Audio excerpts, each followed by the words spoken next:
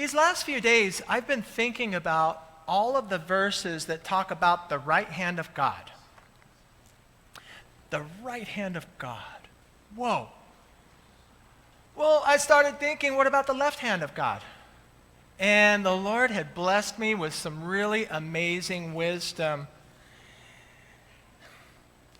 This guy named Philip, a little tyke, he was spending the weekend with his grandmother after a particularly trying week in kindergarten.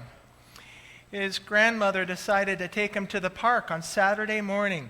It had been snowing all night and everything was beautiful. His grandmother commented, "Doesn't it look like an artist painted this scenery? Did you know God painted this just for you?" "Yes," replied Philip, "God did it, and he did it left-handed." This confused his grandmother, so she asked him, "What makes you say God did this with his left hand?" "Well," said Philip, "we learned at Sunday school last week that Jesus sits on God's right hand."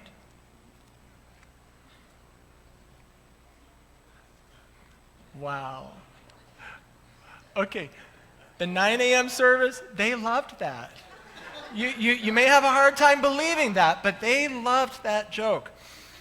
It's interesting, isn't it? You take one little word, and the whole meaning is changed, right? In a verse, instead of at God's right hand, because that's what the verses say, Jesus sat at God.